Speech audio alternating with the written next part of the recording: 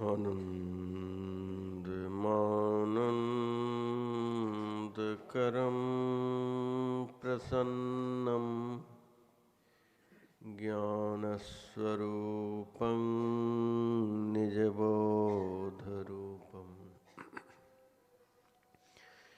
योगीन्द्रमीड्यं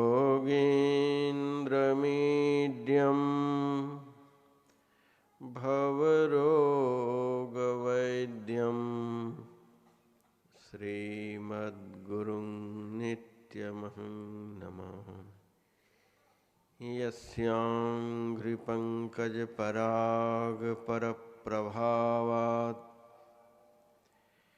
भूत्वा कृतिकृतिमतां श्रुतिमाचरामि तं सद्गुरुं सततसर्वसुखं सदग्र्यं वन्दे सदा विमलबोधघनं विचित्रं वन्दं गुरुपदकञ्ज कृपासिन्धुनररूपहरि महामोहतमपुञ्ज जासुवचन रविकरनिकर। मेरा मुझ में कुछ नहीं, जो कुछ है सब तोर, तेरा तुझको सौंपते क्या लागेगा मोर। मंच पर पधारे सम्माननीय साधु समाज, मानव जीवन का सबसे महत्वपूर्ण कर्म करने हेतु पधारे हुए सत्संग प्रेमी सज्जन वृंद, माताओं तथा बहनों,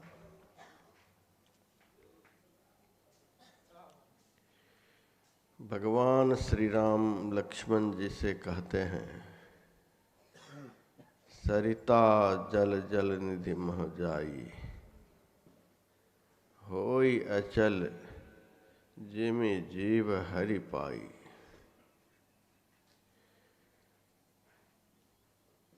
नदी का जल समुद्र में जाकर ऐसे अस्त हो जाता है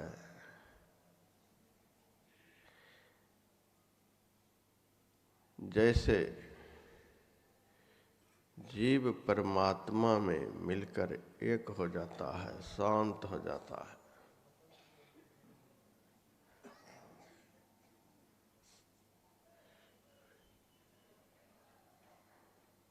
सरिता का जल जब तक समुद्र से नहीं मिल जाता है तब तक वह स्थिर नहीं होता, चलता ही रहता है,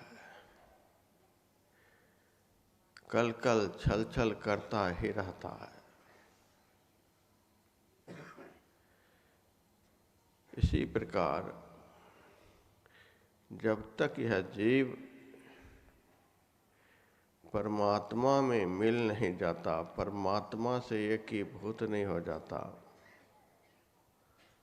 तब तक इसका जीवन भी गतिशील ही रहता है, कभी शांत नहीं होता, सदैव परेशान ही रहता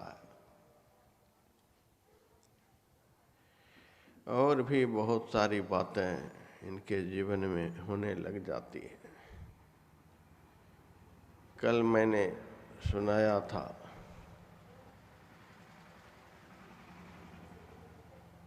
जो जल समुद्र से मिलने के लिए नहीं जा रहा है, दिशा विहीन हो गया है, उस जल में पवित्रता नहीं रह जाती।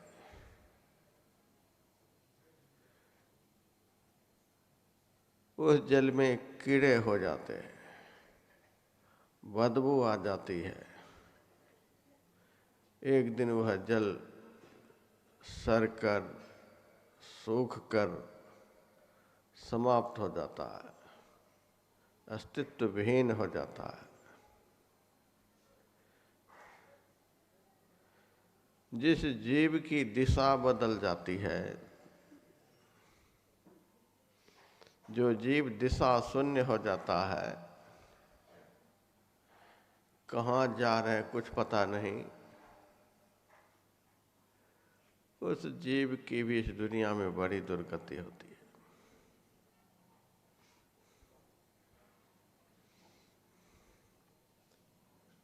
उसमें विकारों के कीड़े भर जाते हैं, उसमें वासना की बदबू आ जाती है, उसकी पवित्रता खत्म हो जाती है, उसका आनंद, उसका सुख क्षय हो जाता है, वह गति विहीन हो जाता है और 84 लाख योनियों में पड़कर वह अपनी स्थिति से रहित हो जाता है। जीव की शाश्वत स्थिति, चेतन, अमल, सहज सुख राशि, यह स्थिति नहीं रह जाती है, सहज दुख राशि हो जाता है। तो दिशा शून्य जीव गति विहीन हो जाता है।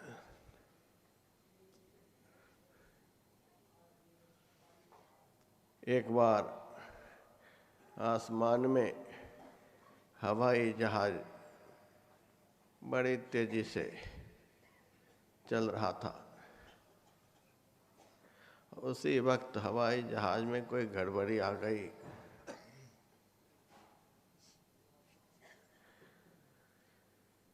कप्तान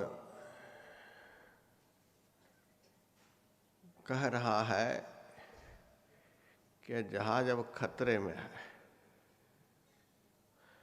अब सारे यात्री सावधान हो जाएं।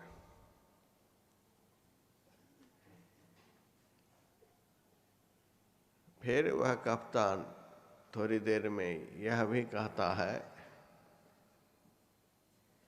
जहाज तो खतरे में है ही, लेकिन कुछ बात दुख की है और कुछ बात सुख की है। यात्रियों ने कहा, जब जहाज खतरे में है तो दुख की बात और सुख की बात दोनों बात कर रहे हो। दुख की बात यही है कि जहाज का दिशा सूचक यंत्र खराब हो गया है, ये दुख की बात। अब कहाँ जा रहा है कुछ पता नहीं है, किस तरफ चल रहा है कुछ पता नहीं है। हमको जहाँ जाना चाहिए उस दिशा में यह नहीं जा रहा है, कुछ पता ही नहीं चल रहा है। यह दुख की बात है। और सुख की बात यही है कि चल बहुत तेजी से रहा है, बहुत स्पीड में चल रहा है। यह सुख की बात है। यही बात है दिशा विहीन जीवों की। कहाँ जा रहा है, लेकिन जा रहा है बहुत तेजी से। कोई हवाई जहाज से मुंबई अपने दफ्तर में जा रहा है, कोई अमेरिका जा रहा है जॉब करने के लिए, कोई अपने मित्रों से मिलने के लिए जा रहा है। जा तो सब रहा है, अंधाधुंध जा रहा है, लेकिन सही दिशा में जा रहा है कि नहीं जा रहा यह पता नहीं है। यह जीव दिशा विहीन हो गया, केवल जा रहा है। जाना सार्थक तब है जब वह जाना सही दिशा में हो। चलना सार्थक तब है जब सही दिशा में चला जाए। रास्ता सही वह है जो यात्री को सही मंजिल तक पहुंचा सके। जो बीच में भटका दे, यात्री को भ्रमित कर दे, वह कोई रास्ता नहीं है। ये संसार का मार्ग ऐसा ही है। लखनऊ में एक बार सत्संग करने के लिए मैं गया। सुबह का सत्संग समाप्त हुआ, बीच में 4-5 घंटे का समय था, तब दूसरा सत्र शुरू होता। तो घर के कुछ लोगों ने कहा, महाराज जी अब 4-5 घंटे के बाद सत्संग शुरू होगा, इतनी देर में तो आप बोर हो जाओगे बैठे बैठे, चलो आपको लखनऊ घुमाता हूं।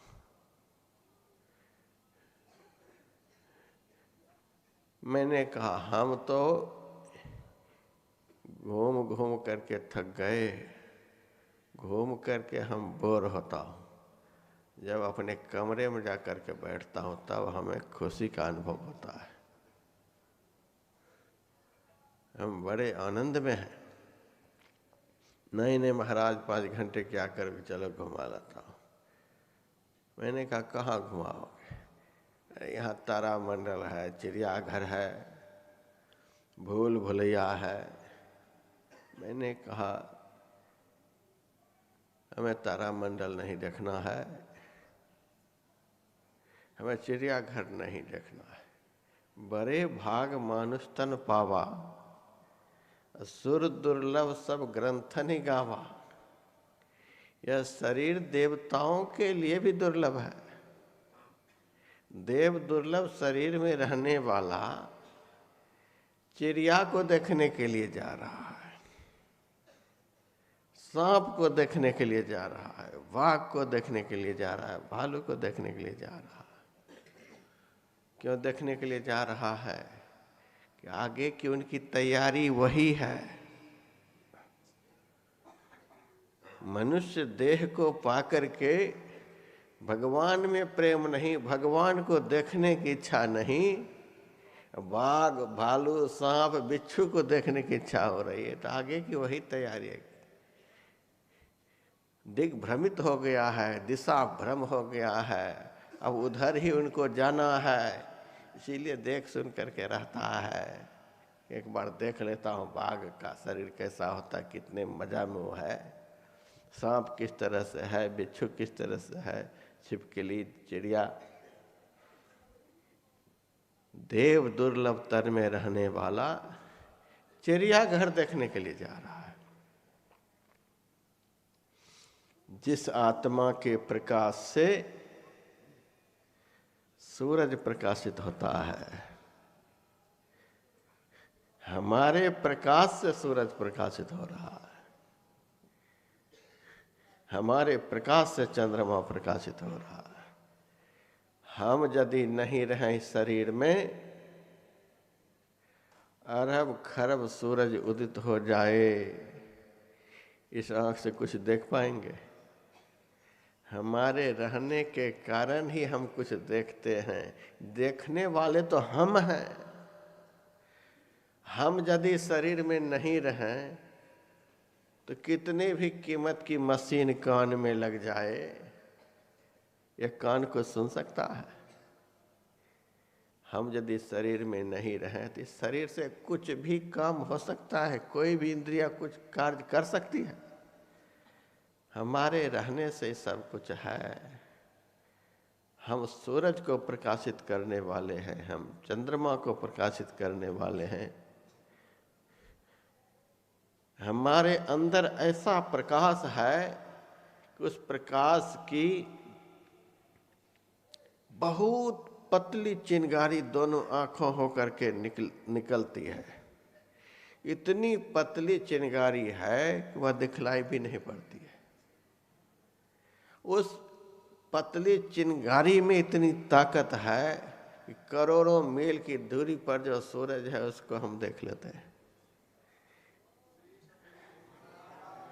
हमारे अंदर के प्रकाश की एक पतली चिंगारी में इतनी पावर है हम धरती पर बैठे बैठे करोड़ों मील की दूरी पर की चीज को देख लेते हैं, ग्रह उपग्रह को देख लेते हैं। जिस दिन हम संपूर्ण प्रकाश में अवस्थित हो जाएंगे, तो हम एक ही क्षण में सृष्टि के कण कण में व्यापक परमात्मा को देख लेंगे। हमारा प्रकाश तो रोम रोम के माध्यम से बिखर बिखर कर शक्ति विहीन हो गया है। इसीलिए जितना देखना चाहिए, जिसको देखना चाहिए, नहीं देख पा रहा है। फिर भी बहुत प्रकाश है, और ऐसा प्रकाशमान यह जीव बाहर में तारा देखने के लिए जा रहा है, तारा मंडल में तारा देखने के लिए।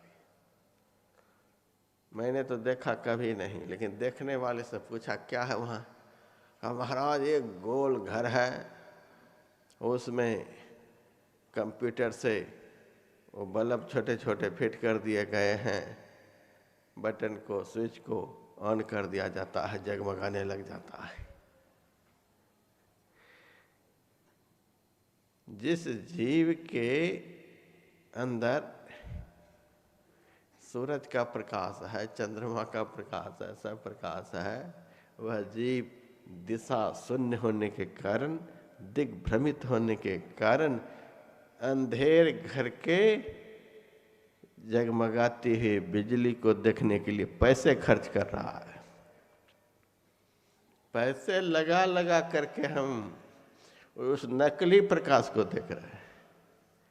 बिना पैसे का ही हमारे अंदर इतना प्रकाश है, हम सारी दुनिया को चकाचौंध में डाल सकते हैं।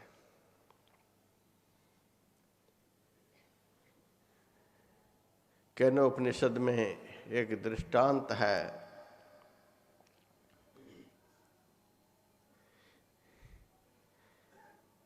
एक बार देवताओं में बड़ा भारी विवाद हुआ।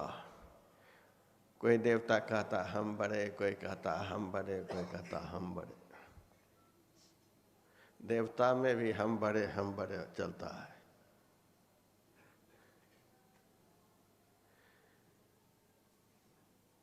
एक बार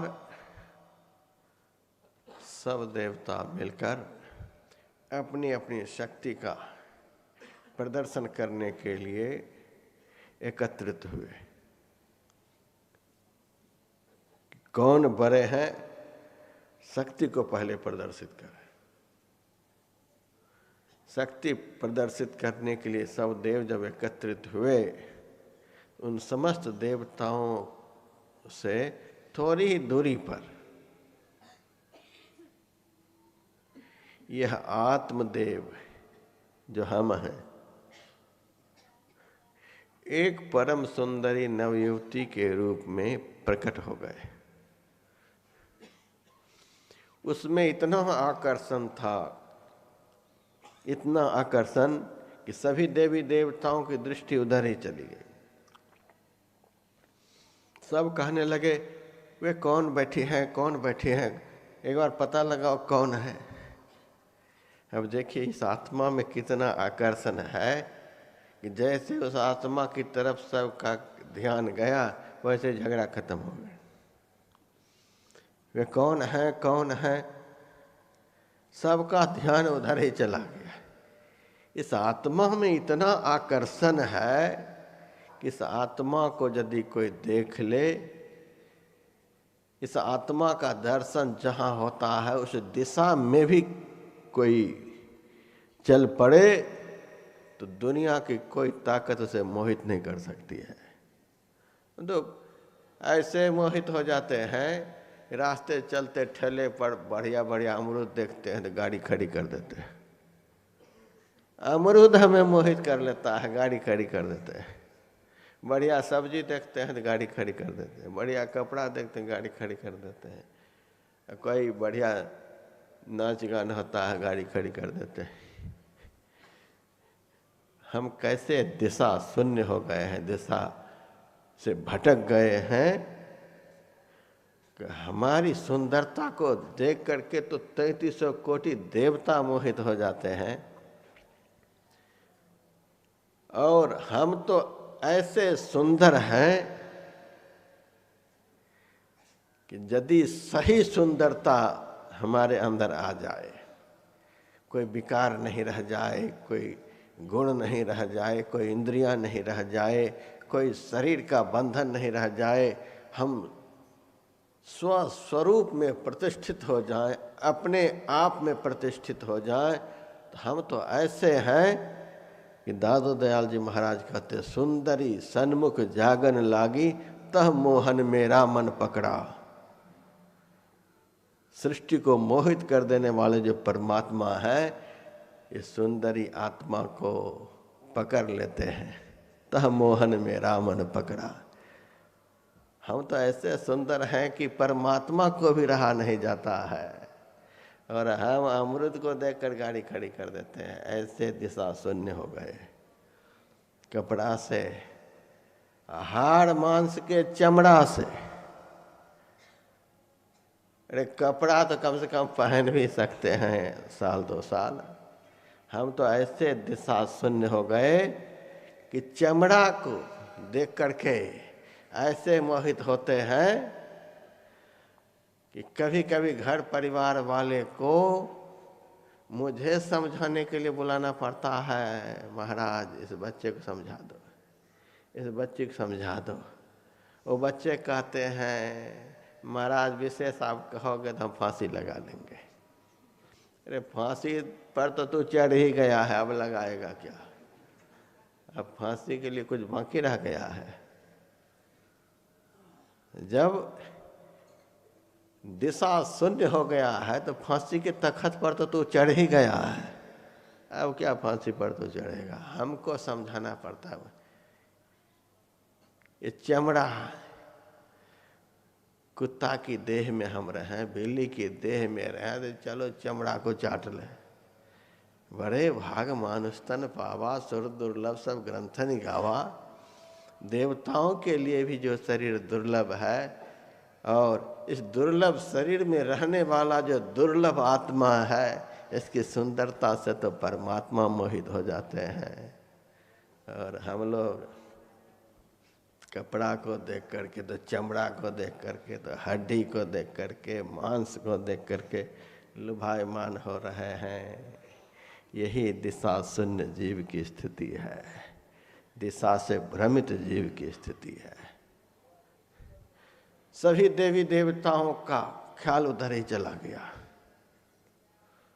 देवराज इंद्र ने अग्निदेव से कहा, अग्निदेव जाओ उस सुंदरी से पूछो वह है कौन। अग्निदेव गए, वहां जाकर उन्होंने पूछा, सुंदरी आप कौन हो, अपना नाम बताओ, कहाँ से आई हो। वह परम सुंदरी कहती है, पहले तू बता, तू कौन है, तुम्हारा क्या नाम है। अग्निदेव ने कहा, मेरा नाम है जात वेदा। सुंदरी फिर पूछती है, तुम्हारे में ताकत कितनी है। हमारे में ताकत, मैं चाहूं तो 1 मिनट में सारे संसार को जला करके भस्म कर दूं। अच्छा, इतनी ताकत है। बस सुंदरी एक तिनका उठाकर उनके सामने कर दिया, इसको जला करके दिखला दे। पूरी ताकत लगा करके अग्निदेव थक गए, एक तिनका को नहीं जला पाए। ऐसी ताकत पर इतना अभिमान है, हम बड़े, हम बड़े, जा यहाँ से। वापिस आ गया। उसके बाद इंद्रदेव ने वरुण देव को भेजा, वह भी गया। उन्होंने पूछा, सुंदरी तुम कौन हो, पहले तू बता तू कौन है।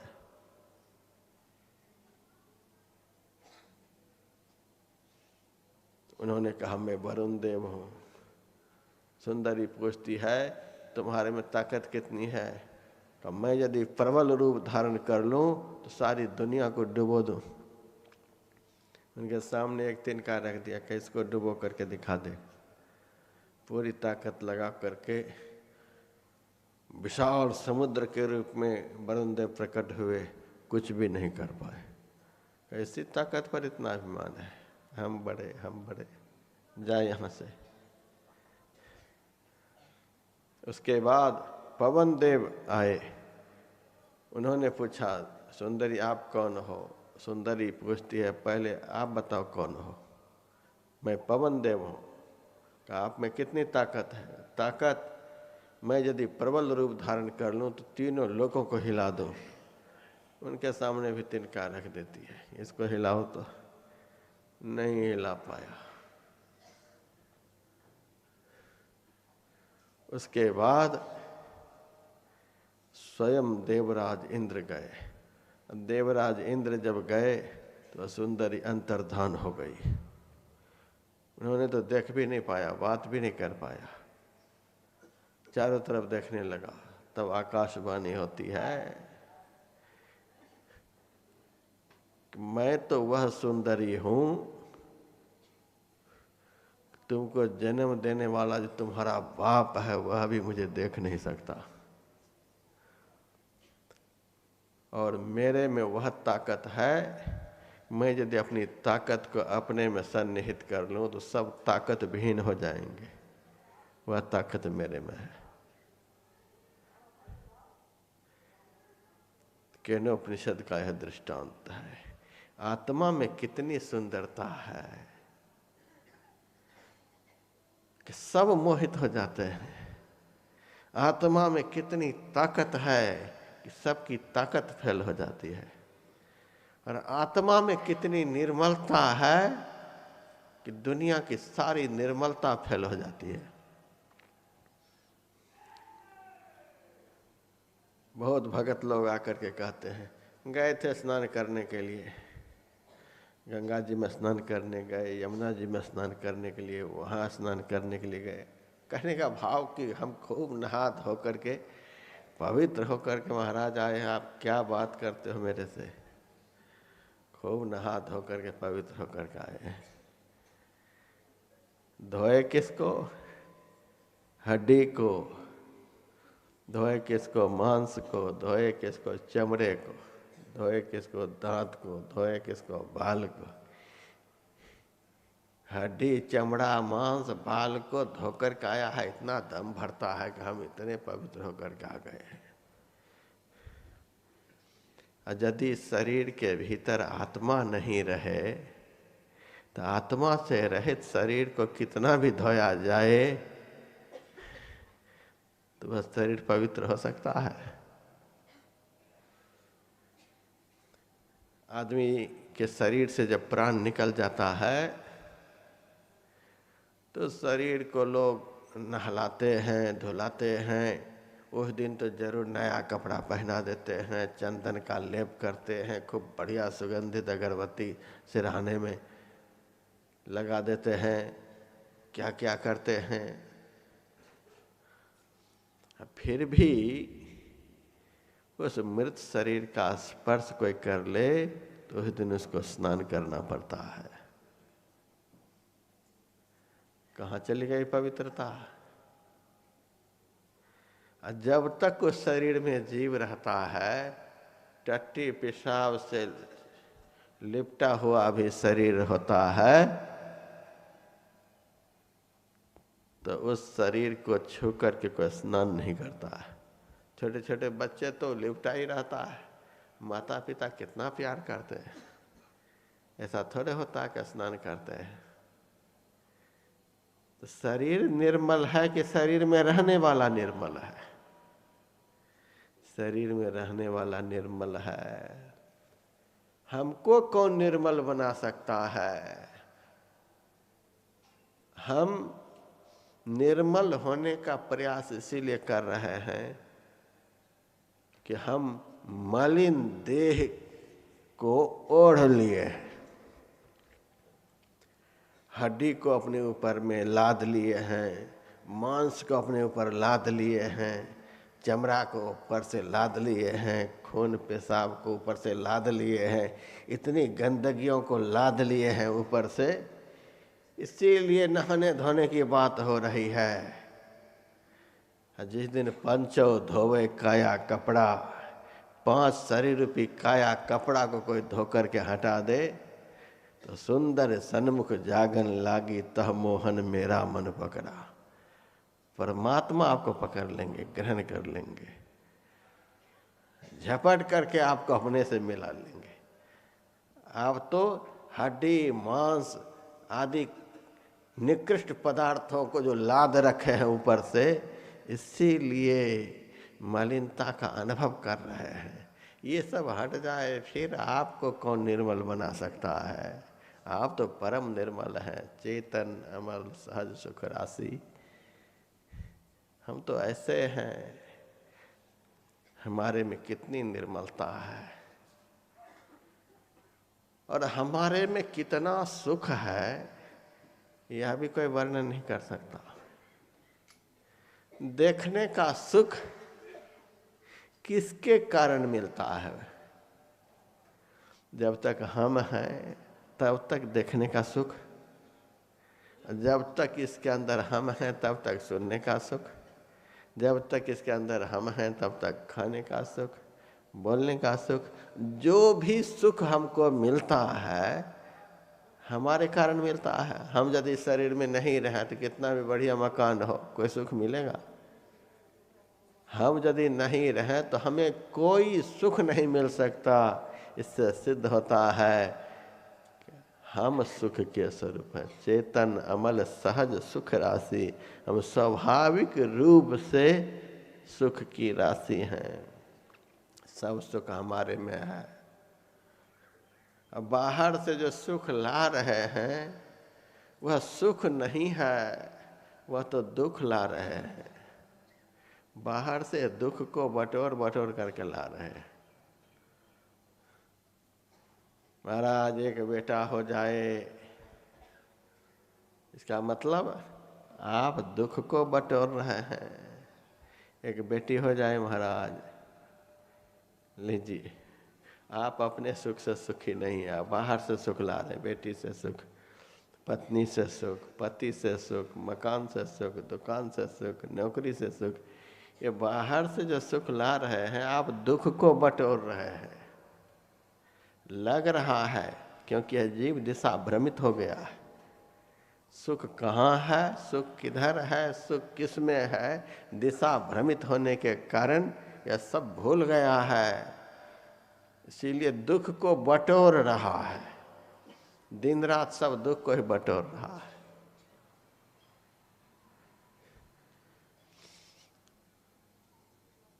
स्वामी राम तीर्थ को जब तीव्रतम वैराग्य हुआ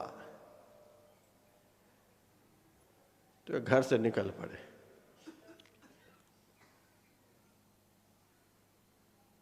पत्नी देखती है तो अब चले। पत्नी लग गई पीछे। अब पत्नी जब पीछे लग गई तो 2 बच्चे भी थे, 2 बच्चे भी पीछे लग गए। एक छोटा सा बच्चा था जो अपने से नहीं चल सकता, उसको पत्नी ने गोद में ले लिया। और एक चलने वाला था तो उसकी अंगुली पकड़ लिया। आगे आगे स्वामी राम तीर्थ, पीछे से उनकी पत्नी।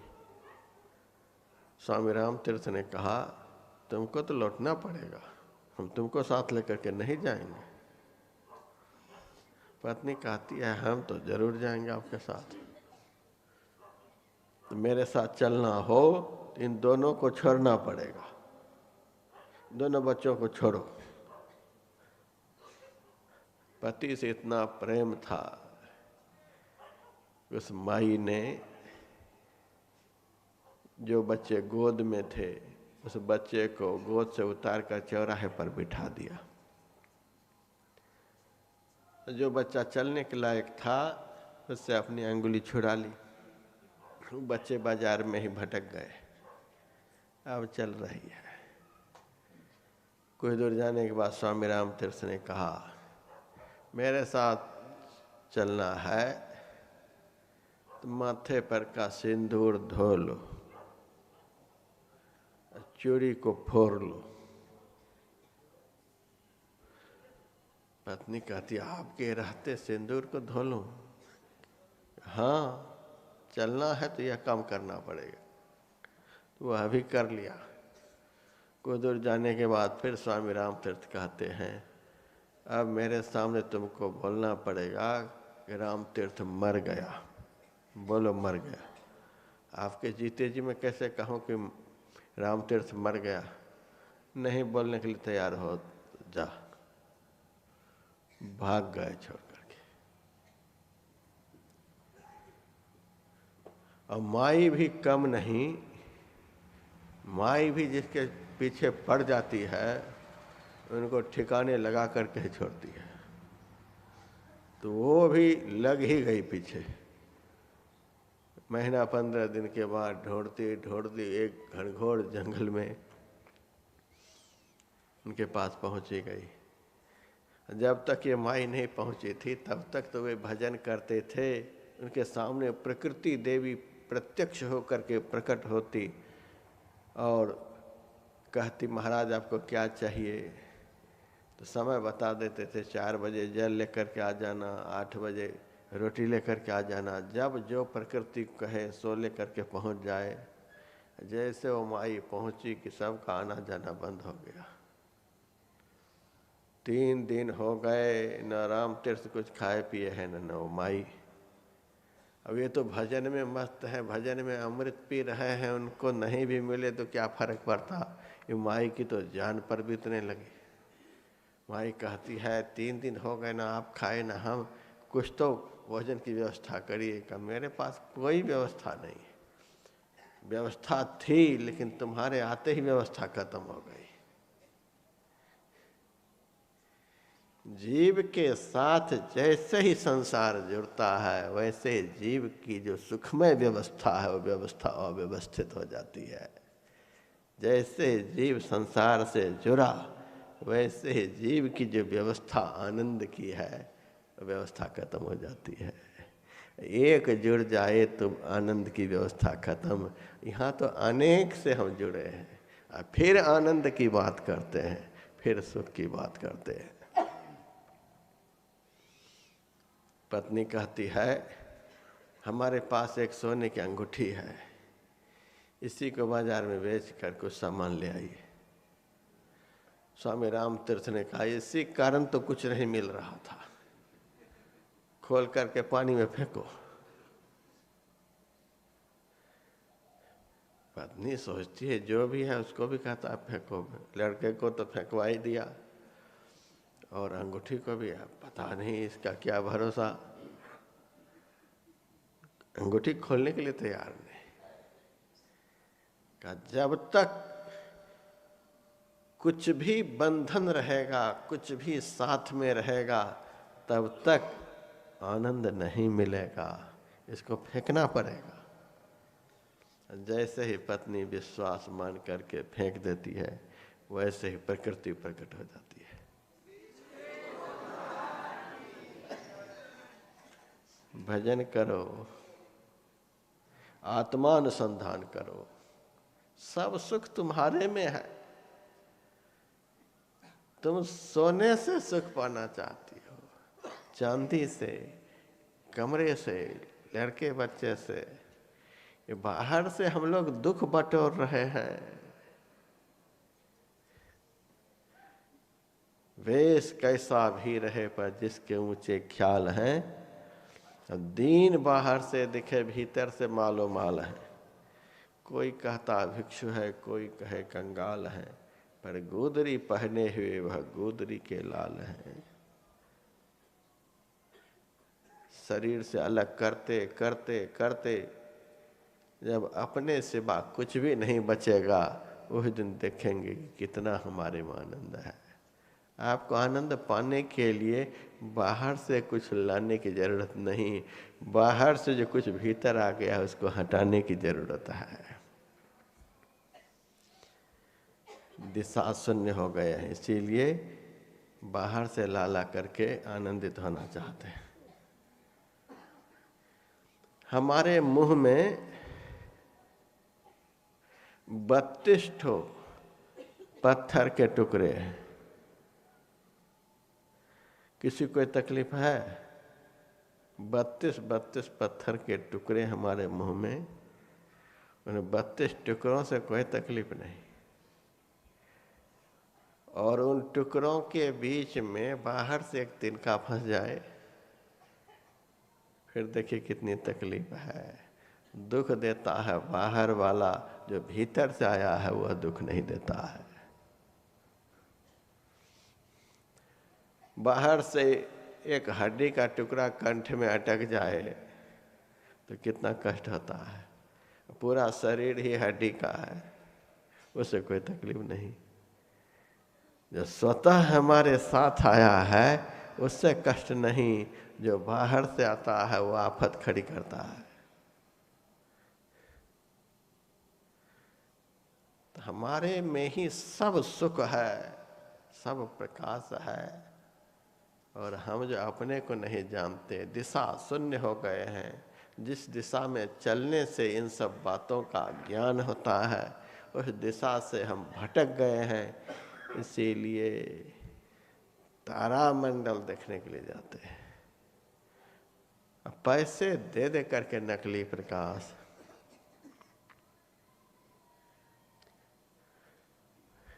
पैसे दे दे करके क्या क्या खा रहे हैं, क्या क्या पी रहे हैं।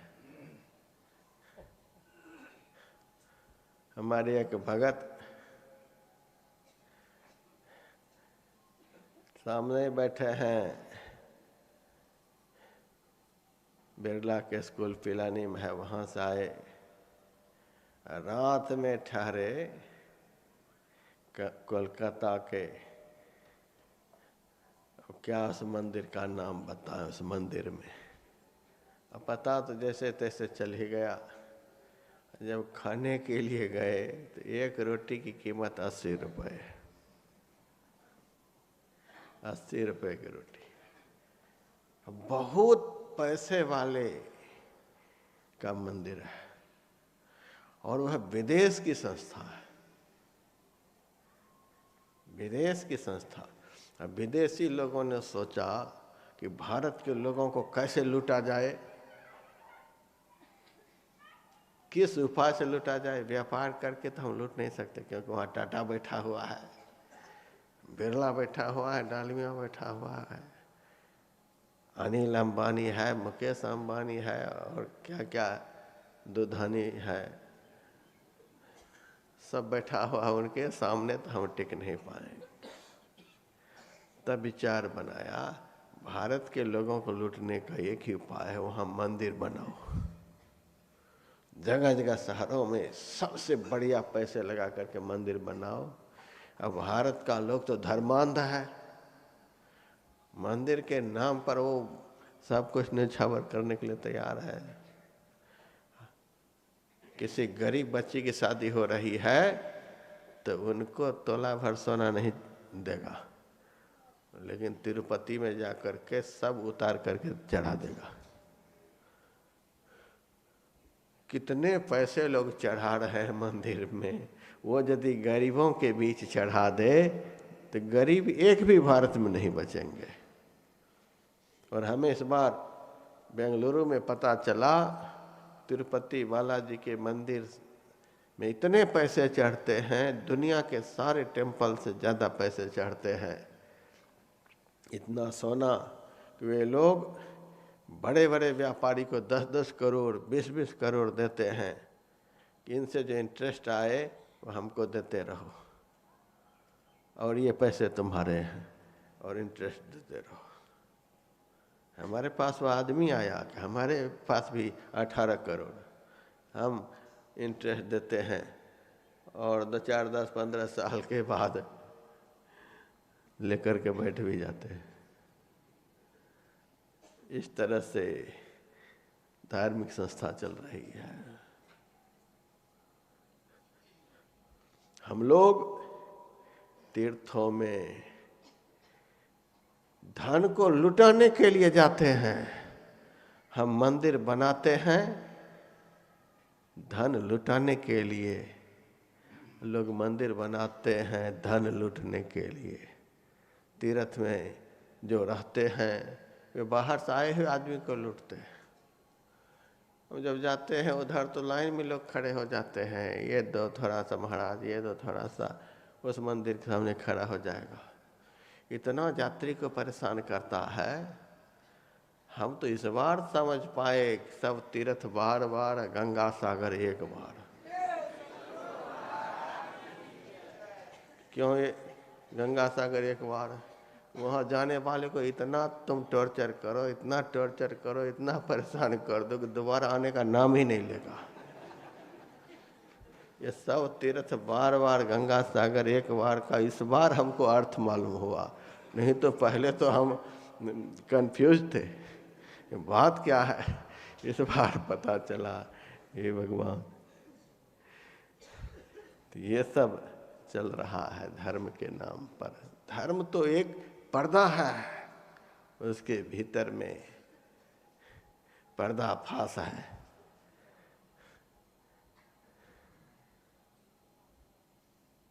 तो हम ऐसे क्यों भटक रहे हैं, ऐसे क्यों ठगा रहे हैं, दिशा भ्रमित हो गए हैं। क्या हम खाते हैं 80 रुपए की रोटी? हम खाते हैं हड्डी मांस के भीतर में जो चमड़े का थैला है उसके भीतर में जाता है। हम तो उस थैला से बहुत दूर हैं, उस थैले से बहुत दूर है। आत्मा तो इस थैले से बहुत दूर है। इस चमड़े के थैला में 80 रुपए की रोटी डाल रहे हैं। गुरु महाराज को हमने आंख से देखा है, शरीर अस्थि पंजर हो गया था। 24-24 घंटे हो जाते थे, सेवकगण आग्रह करते रहते थे, खाने की इच्छा ही नहीं प्रकट करते थे। कोई बीमारी हो गई थी? बिल्कुल नहीं। भजन के आनंद में इतने मस्त रहते थे कि खाने की इच्छा ही नहीं, सारी इच्छा खत्म हो जाती है। कम जिए क्या, नहीं खा करके भी, नहीं के बराबर खा करके भी कम जिए गुरु महाराज। हम लोग नहीं जी पाएंगे उतना। 101 साल 1 महीना 11 दिन, इतने दिन तक। और गुरु महाराज एक बार बोले थे, हम जब से संत मत में आए न कभी भरपेट भोजन किया, न नींद से सोया। आज डॉक्टर कहते हैं 8 घंटे सो, नहीं तो खोपड़ी गर्म हो जाएगी, ब्लड प्रेशर हो जाएगा, ये हो जाएगा, वो हो जाएगा। हमको भी बेंगलुरु में डॉक्टर कहा दिया, महाराज आपको कोई बीमारी नहीं है, क्या आपको दवाई दें, लेकिन आप सोने की मात्रा बढ़ा दो 8 घंटे। हमको डॉक्टर कहता है कि आपको स्वस्थ रहना है तो 8 घंटे कम से कम सो।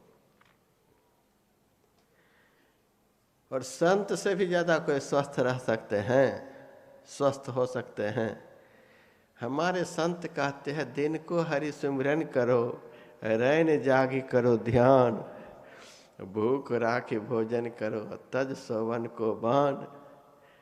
दिन में सिमरन करो और रात में बैठ करके ध्यान करो। और सोने की आदत जो पड़ी हुई है उसको छोड़ो।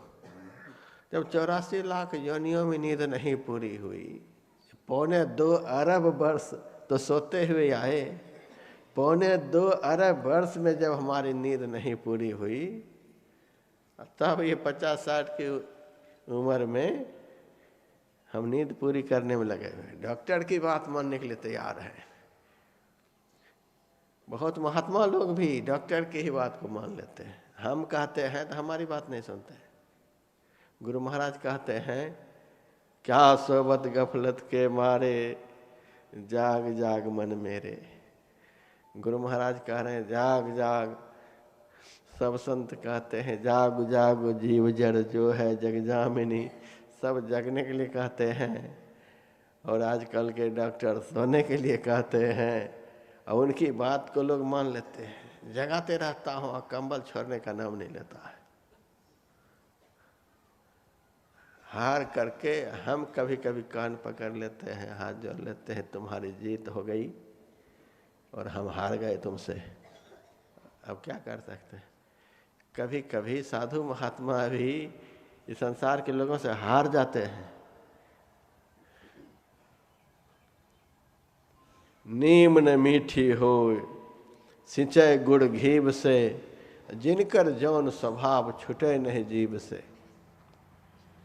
संत हार करके यह लिख दिए, नीम न मीठी हो सिंचय गुड़ घीब से, जिनकर जौन स्वभाव छुटे नहीं जीव से। हार करके जाग जाग मन मेरे। एक गांव में गए हम सत्संग करने के लिए, तो सुबह के सत्संग में तो लोग आए और अपराह्न काल के सत्संग में कोई आए ही नहीं। मैंने लोगों से कहा क्या बात है, अपराह्न काल में तो ज्यादा भीड़ होती है और सुबह में कम भीड़ होती है। यहाँ सुबह में सब लोग आए और अपराह्न काल में कोई आए ही नहीं। तब वहाँ के लोगों ने कहा हम लोग पुराने सत्संगी हैं, गुरु महाराज की वाणी पर अमल करते हैं, गुरु महाराज की वाणी पर ही हम लोग दिन रात चलते हैं। गुरु महाराज ने कब कहा कि अपराह्न काल में सत्संग नहीं करो? कहा नहीं, आप पढ़े नहीं है पदावली को, आप नहीं पढ़े हैं, पदावली में लिखा हुआ है। हम पूरी पदावली एक समय याद कर लिए थे, हम नहीं पढ़े हैं। हाँ पदावली में लिखा है, दृढ़ प्रतीत प्रीति कर गुरु से, कर सत्संग सवेरे, या विधि भव फंदा कठ जई है, मैं ही कहत ही तेरे। कर सत्संग सवेरे, दोपहर में नहीं करो, रात में नहीं करो। हम पुराने सत्संगी हैं, गुरु महाराज के वचन पर चलते हैं। आपकी बात मानेंगे कि गुरु महाराज की बात को मानेंगे? ऐसे ऐसे समझदार लोगों से हम लोग भी हार जाते हैं। एक महात्मा चंदे का रसीद लेकर के मेरे पास आया, अरे महात्मा होकर के ये धंधा कहाँ से शुरू किया है? पैसे कमाने के लिए दूसरा कोई उपाय नहीं सुझाए, साधु बनकर के पैसे कमाने का धंधा। गुरु महाराज ने सत्संग योग में लिखा है ये धंधा। गुरु महाराज ने कब लिखा? आप पढ़े नहीं है सत्संग योग? सत्संग योग में लिखा हुआ है। कहाँ लिखा हुआ? सत्संग योग दूसरा भाग में राधा स्वामी साहब का वचन है, जैसे बने तैसे करो कमाई, अधर चरणन विश्वास। जैसे भी हो सके, झूठ बोल करके हो, छल कपट करके हो, जैसे बने तैसे करो कमाई। और ऐसे ऐसे जो अर्थ लगा रहे हैं वो साधु की बात को मानेंगे? वो तो डॉक्टर की ही बात को मानेंगे। सो करके लोग समय को बर्बाद कर रहे हैं। गुरु महाराज ने कहा जब से हम संत मत में आए, भर पेट भोजन नहीं किया। पूज्यपाद दल बहादुर बाबा कहते थे, जब हम उनकी सेवा में रहते थे, धान की खील जो होती है, बिहार में लाबा बोलते हैं, धान की खील एक छोटी सी कटोरी में भर देते थे। उसमें मूंग को उबाल करके उस उबले हुए मूंग का पानी भर देते थे। एक कटोरी छोटी, उसमें धान की खील कितनी समाएगी? उसमें मूंग का दाना नहीं, पानी। उसको भी गुरु महाराज हाथ से टटोलते थे, कहीं ज्यादा तो नहीं है। शरीर जो देखे होंगे वृद्धावस्था में, उनको पता चला होगा, केवल देह में हड्डी ही दिखलाई पड़ती थी।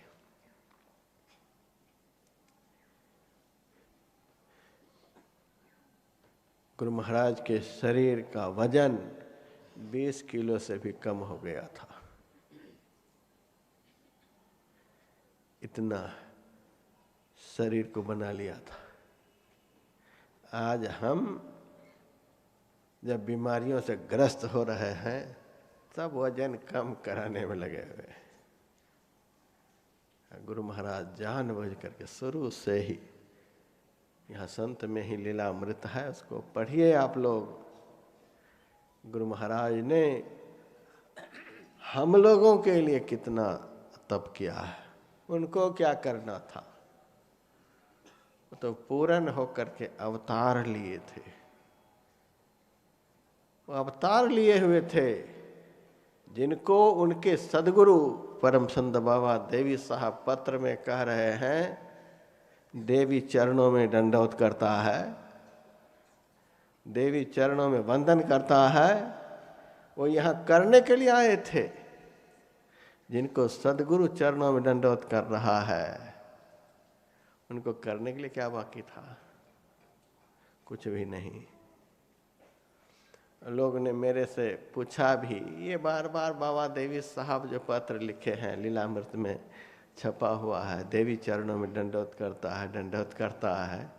बाबा देवी साहब गुरु महाराज तो शिष्य थे।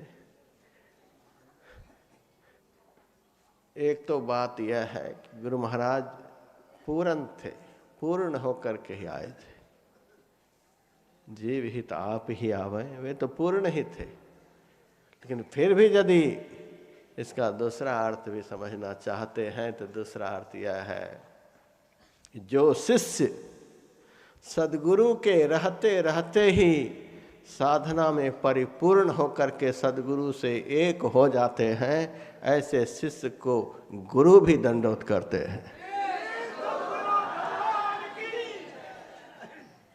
जो शिष्य सदगुरु के सामने ही भजन में अपने को पूर्ण कर लेते हैं, ऐसे शिष्य को देखकर सदगुरु भी उनको नमन करते हैं। उस सदगुरु को बड़ी खुशी होती है। जब अंत काल में बाबा देवी साहब शरीर का त्याग करने लगे तो गुरु महाराज बिहार में, गुरु महाराज का शरीर उस समय अस्वस्थ था और उनके सारे सेवकगण अंत काल में पहुंचे हुए थे।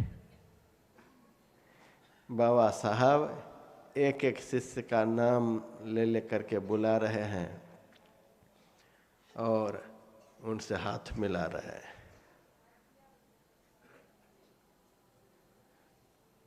और सबसे हाथ मिला करके तब कहते हैं, लाला नहीं आया। गुरु महाराज को लाला कहते थे। लाल कहते हैं बेटा को। अंत काल में सबसे हाथ मिलाने के बाद भी बाबा देवी साहब को संतोष नहीं हुआ। गुरु महाराज की याद कर रहे हैं। तो ऐसे पूर्ण थे। उनको क्या करना था? तो हम लोगों के लिए उन्होंने कुछ किया, हम लोगों को दिखलाया। इस दिव्य आनंद को पाने के लिए, इस दिव्य सुख को पाने के लिए बहुत कुछ करना पड़ता है।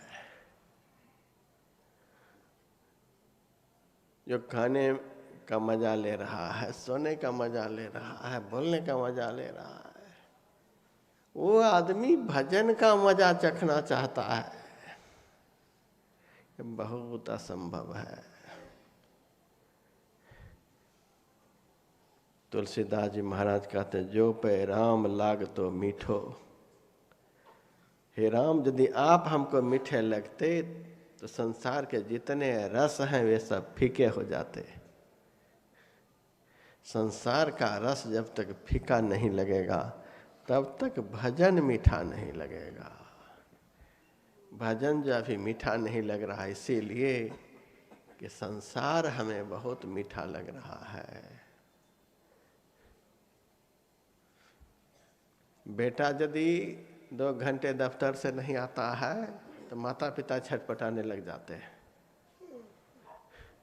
छोटा बच्चा यदि स्कूल से नहीं 1 घंटा आता है, समय से नहीं आ जाता है, तो माता पिता छटपटाने लग जाते हैं। गेट पर जा करके देखते अब तक बस आई है कि नहीं, बस नहीं आई है, ज़्यादा समय हो जाता है तो प्रिंसिपल को फ़ोन करने लग जाते हैं, अब तक बच्चे नहीं आए, क्या बात है।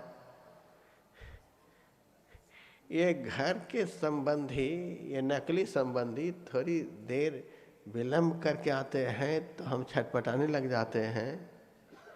सबसे बड़े संबंधी जो हमारे आराध्य देव हैं, वे ध्यान में नहीं आते हैं तो हम छटपटाते हैं।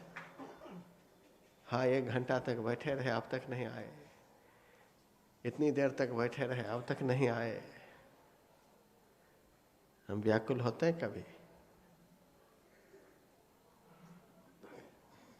तो हम दिशा भ्रमित हैं, या जीव दिशा भ्रमित हो गया है।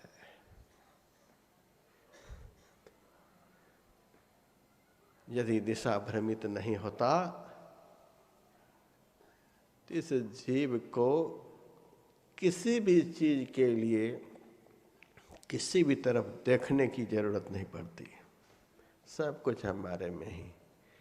ईश्वर अंश जीव अविनाशी चेतन अमल सहज सुख राशि, सब कुछ हमारे अंदर में। एक साधारण बाप भी अपने बेटे के लिए बहुत कुछ करके जाता है। बुढ़ापे तक मैं देखता हूँ बाप रगड़ करते रहता है। हम कहते हैं अब तो चाबी फेंको, माला पकड़ो। अरे महाराज, जब तक शरीर है बेटे के लिए कुछ कर देते हैं, जब तक शरीर है कुछ कर देते हैं। अरे बेटे तब कमाने लग गए, अब छोड़ो। अरे कमा रहे हैं, वो भी कमा रहे हैं, हम भी कुछ कमा करके दे देंगे तो जल्दी मालो माल हो जाएगा। बेटा कमा रहा है तो भी बाप कमाना नहीं छोड़ता है। अपने बेटे से इतना प्यार है कि मरते दम तक उसके लिए सब कामना करता है, कितना इनको हो जाए, कितना हो जाए, कितना हो जाए। एक साधारण बाप को अपने बेटे की भविष्य की इतनी चिंता है कि कितना इनके लिए कर दें, कितना इनके लिए कर दें। क्या इस जीव का कोई बाप नहीं है, या जीव बिना बाप का है? ईश्वर अंश हमारा बाप ईश्वर है, परमात्मा है। परमात्मा हमको दरिद्रावस्था में देखना चाहते हैं। परमात्मा हमारे लिए कुछ भी नहीं किया है। एक साधारण बाप भी अपने बेटे के लिए बहुत कुछ कर देता है, और परमात्मा हमारे लिए कुछ भी नहीं। दिशा भ्रमित हैं, इसलिए उस परमात्मा के दिए हुए पर संतोष नहीं है। गुरु नानक देव जी महाराज कहते हैं, इस गुफा में ही अखुट भंडारा, तिस बिच बसे हरियालखा पारा। इस शरीर रूपी गुफा में सारा भंडार भर दिया है। घुस करके देखिए, सारा भंडार भरा हुआ है।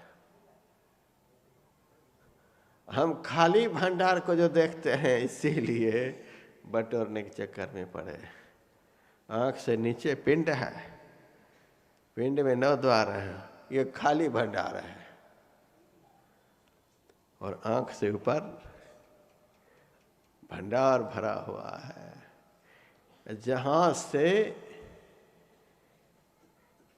ऊपर की चढ़ाई शुरू होती है, उसी स्थान का नाम सुखमना है। वहीं से भंडार दिखलाई देता है कि कैसा भंडार भगवान ने हमको भर दिया है। बाप ने हमारे लिए कितना जमा कर दिया है, वो भंडार वहां से दिखलाई देना शुरू होता है। गुरु महाराज ने पदावली में लिख दिया है, तन नव द्वार हो रामा, अति ही मलिन हो ठामा, त्यागी चरु दसम द्वारे, सुख पाऊ रे भाई। उस भंडार को देखकर कितना सुख मिलेगा, कैसा भंडार है, हम क्या कहें, कहा नहीं जाता है। जो जो चाहेंगे सो सब है। ऐसा भंडार है कि आप तो खुश हो ही जाएंगे, यदि आपको दूसरे पर भी दया आ जाएगी तो उसको भी खुश कर देंगे।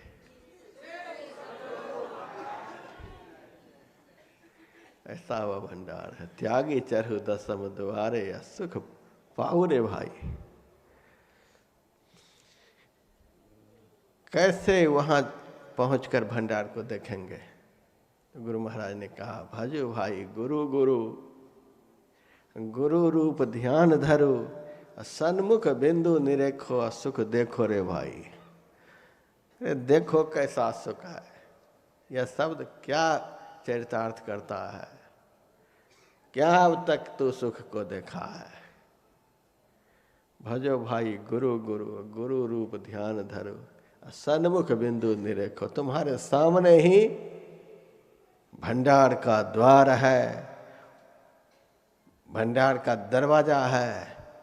उस दरवाजा को देखो और उसके बाद उसको खोलो, सुख देखो रे भाई। देखो कैसा सुख है।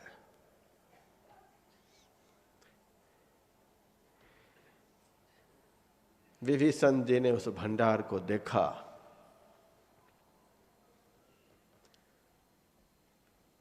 श्री राम जी ने विभीषण जी से कहा, विभीषण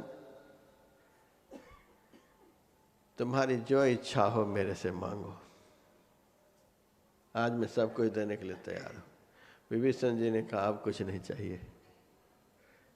उर कछु प्रथम वासना रही।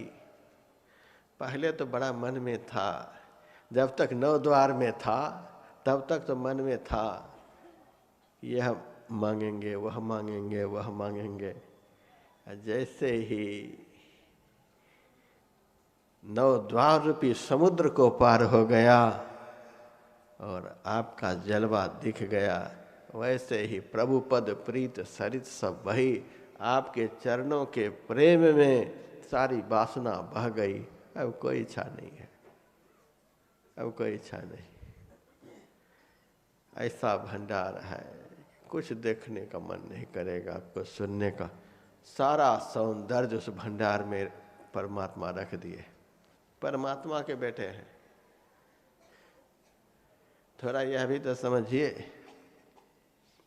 सब तरह के लोग यहाँ पर बैठे हैं, गरीब अमीर सब हैं। बताइए तो मेरे को किनके पास कितने कपड़े के सेट हैं? कोई 50 सेट बता देंगे। बहुत अमीर हैं, 50 सेट 60 सेट हैं। कोई 10 सेट, कोई 25 सेट, कोई 5 सेट। बहुत गरीब होंगे वो भी 2-3 सेट बता ही देंगे। इतने ही न है आपके पास। आपके बाप ने आपको इतना ही दिया है, नकली बाप ने आपको इतना ही दिया है। अजीब का जो असली बाप परमात्मा है, परमात्मा ने आत्मा रूपी बेटा के लिए 84 लाख सेट दिया है। पहनने के लिए इतना सेट होगा किसी के पास?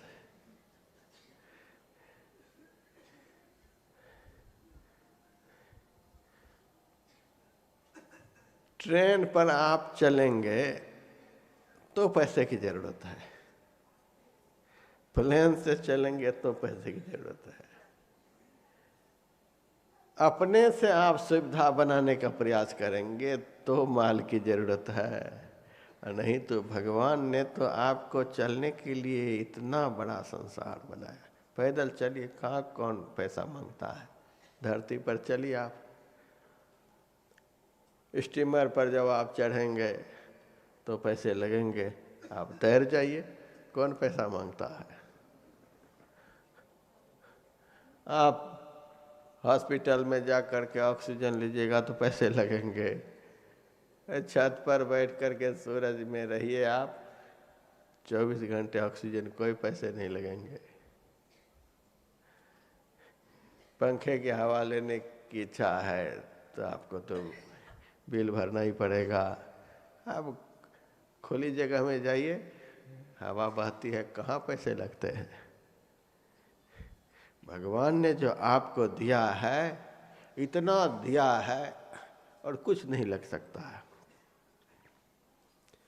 लेकिन दिशा भ्रमित है, भटक रहा है, इसीलिए बात बात में हम लोग दुखी हैं। तो मैं तो फिर आपको लखनऊ ही ले जाना चाहता हूँ।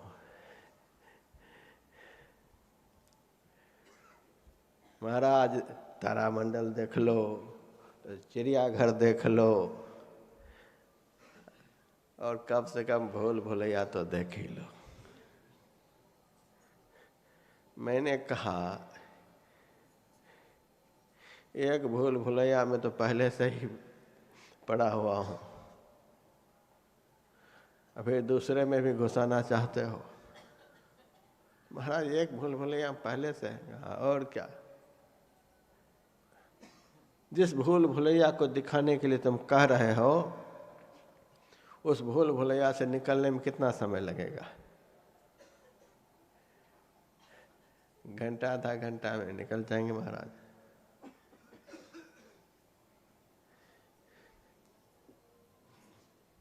मैंने कहा यह तो नकली भूल भुलैया है, घंटा आधा घंटा में हम उसमें घुस करके निकल जाएंगे, और असली भूल भुलैया तो यह शरीर और संसार है। इस शरीर संसार रूपी भूल भुलैया में जब से जीव पड़ा है तब से आज तक निकल ही नहीं पाया। 28 सतयुग बीत गए, 28 त्रेता, 28 द्वापर, या 28वां कलयुग चल रहा है, और तब से इस भूल भुलैया में आज तक नहीं निकल पाए। खूब सुनिएगा, खूब करिएगा। अब गायक जी से एक भजन सुन लीजिए, फिर आगे सुनाया जाएगा। जय गुरु महाराज।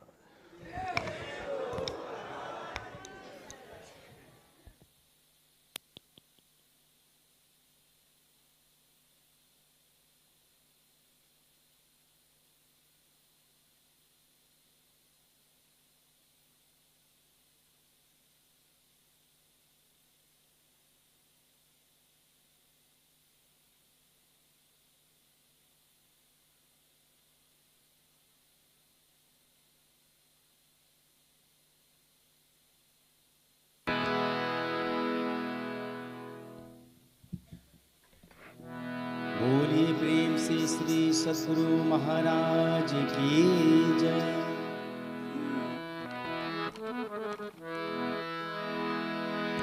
अफसोस मूढ़े मन को मुद्दत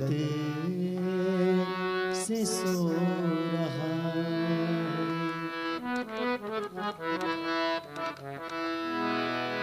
अफसोस मूढ़े मन को मुद्दत से सो रहा।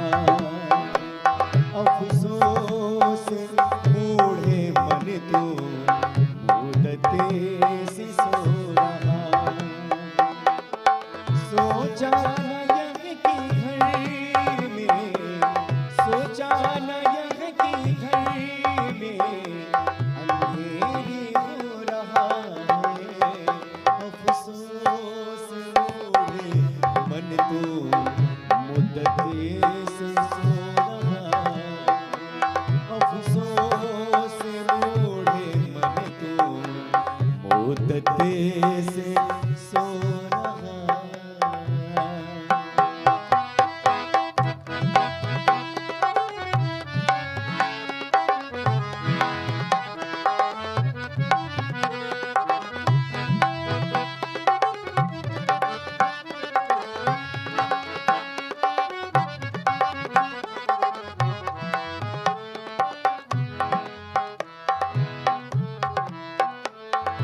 चौरासी लाख मंजिल तय करके मुश्किलों से,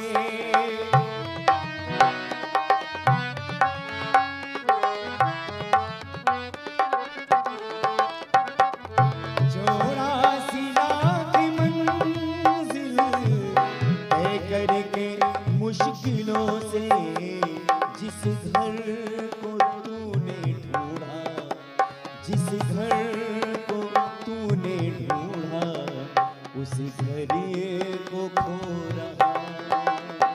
जिस घर को तूने ढूंढा,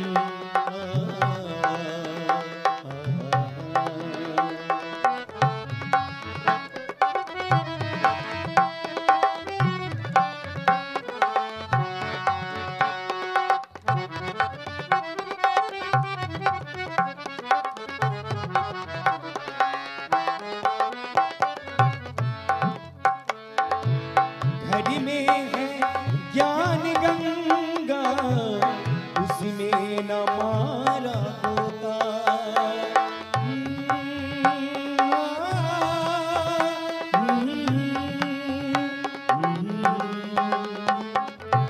घर में है ज्ञान गंगा, उसी में हमारा होता।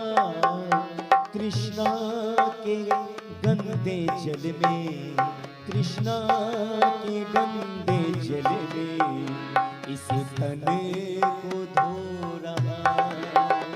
कृष्णा के गंदे जल में इस तन को धो रहा। सोचा न की घड़ी में, सोचा न की घड़ी में अंधेरी हो रहा है। अफसोस मोरे मन को मुद्दत से हो रहा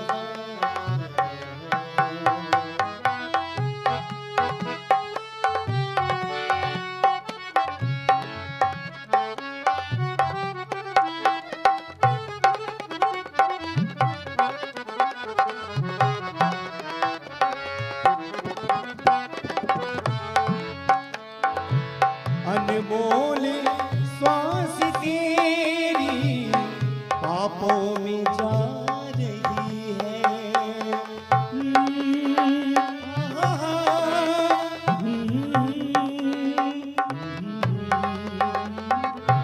अनमोल श्वास तेरी पापों में जा रही है। रत्नों को छोड़ कंकर, रत्नों को छोड़ कंकर और कांच ढो रहा। रत्नों को छोड़ कंकर और कांच ढो रहा। सोचा न यह की घड़ी में, सोचा न यह की घड़ी में अंधेरी हो रहा है। अफसोस मोरे मन को मुद्दत से सो रहा है।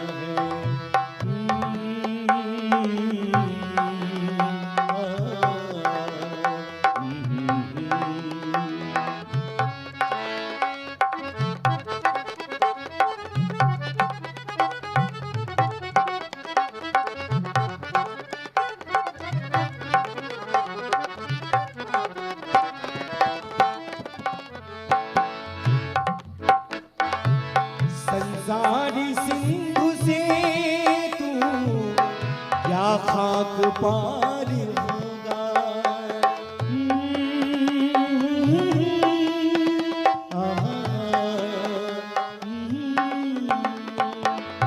संसारी सिंधु से तू क्या खाक पार होगा। विषयों के बिंदु में जब, विषयों के बिंदु में जब स्त्री डुबो रहा है।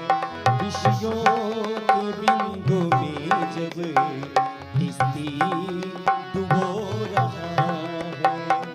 सोचा न यह की घड़ी में, सोचा न यह की घड़ी में अंधेरी हो रहा है।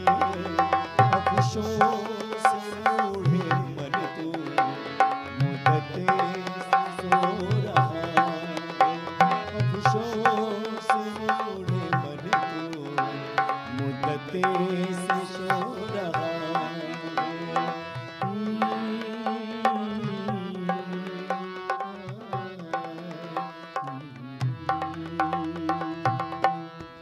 बोलिए प्रेम से श्री सद्गुरु महाराज की जय। आरती संग सतगुरु के की जय। अंतर जोत होत लख लीजय। पांच तत्व तन अग्नि जराई।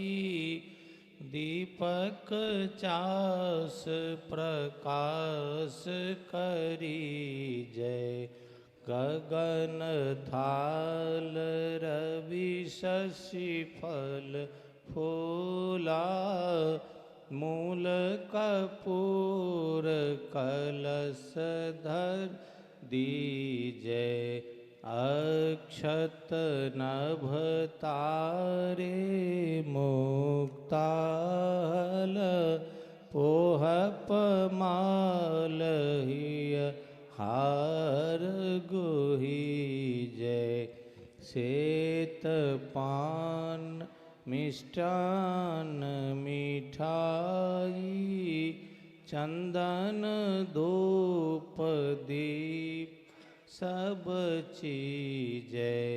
झलक झांझ मन मीन मंजीरा, मधुर मधुर धुनि मृदंग सुनी जय। सर्व सुगंध उरि चली आकाशा, मधुकर कमल केली धुनि धीजय। निर्मल ज्योत जरत घट माही, देखत दृष्टि दोष सब छीजय। अधर धार अमृत बही आवे, सतमत द्वार अमर रस भीजय। पी पी होई सूरत मत वाली, चढ़ चढ़ उमगी अमीरस रीझय।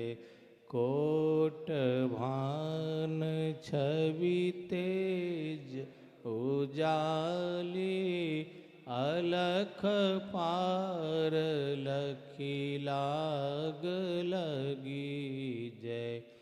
छिन छिन सोरत अधर पर राखे, गुरु प्रसाद अगम रस पीजय। दमकत करक करक गुरु धाम, उलटी अलल तुलसी तीजय।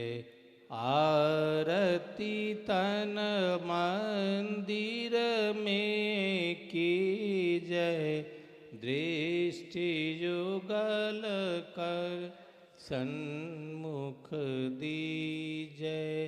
चमके बिंदु सूक्ष्म अति उज्ज्वल, ब्रह्म ज्योति अनुपम लख लीजय।